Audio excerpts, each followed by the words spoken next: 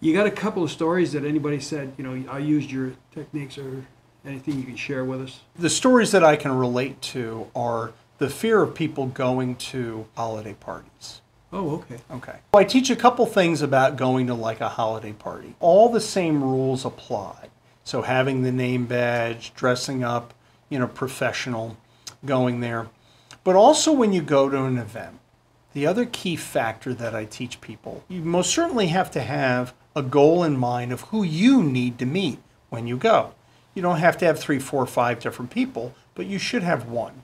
The other challenge when people go to an event, besides what is it they're going to say, is how are they going to start?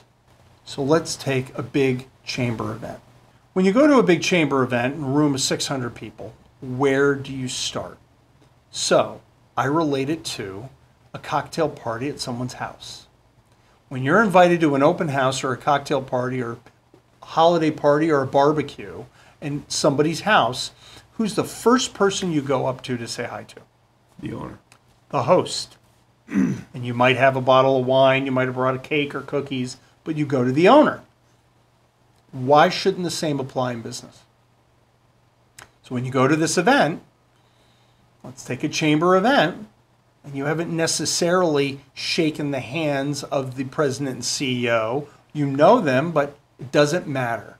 That's where you're going to start, is the host of the event. Now, business after hours or something, you're going to go to the host, which typically is the restaurant or the bar, right?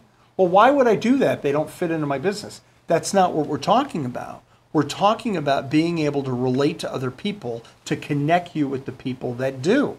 If you shoot always for the top, yes, you'll drop down, but how do you know those other people don't know them better than you do? You don't know that.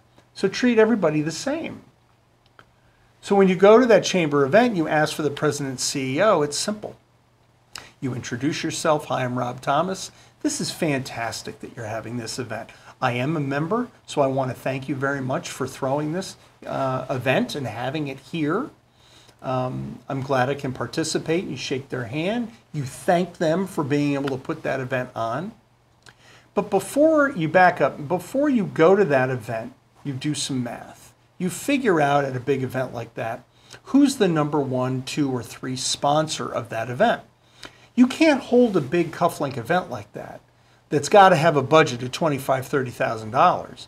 You can't do it without having a corporate sponsor or 5.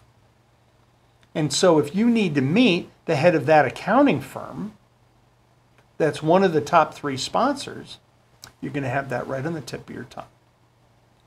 You walk in, you introduce yourself to the president and CEO, you say, thank you very much, this is really fantastic.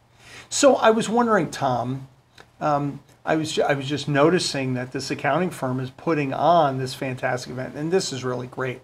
But do you happen to know the managing partner, director, so-and-so? Are they here? Is he here or is she here? And they look around. Well, that person isn't here, but I know that their firm is represented by so-and-so over here. Nice. Would you like to meet them? Well, but of course I would. Now what you do is you pivot.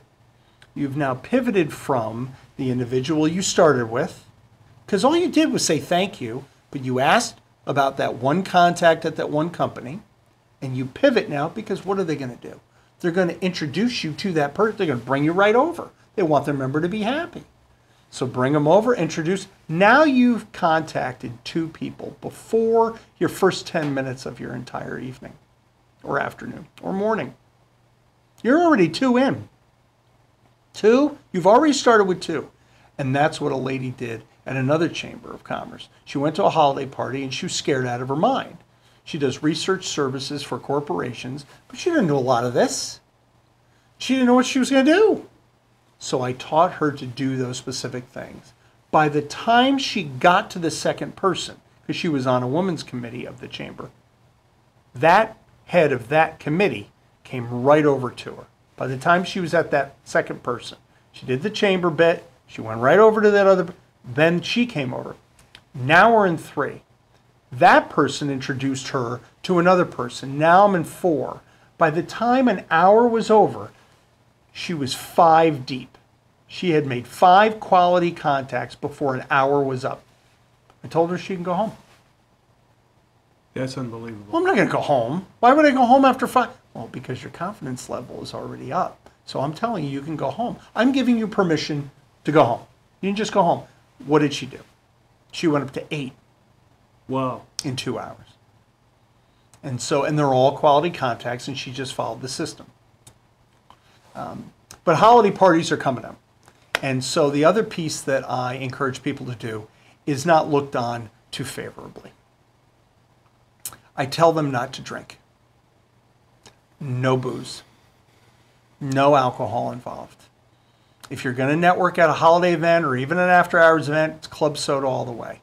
Are you out of your mind?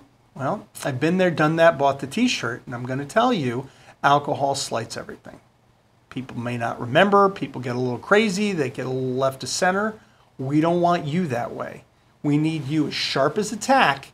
If you're going to spend $25 on the after hours, or God forbid, you spend $95 on that luncheon or that dinner event, I need you as sharp as a tack. I can't have anything inhibit that at all. Oh, but then why do you have a casual after hours and whatever? I said that because that's different. I brought you all kind of together in that for doing that, but I need you as sharp as a tack.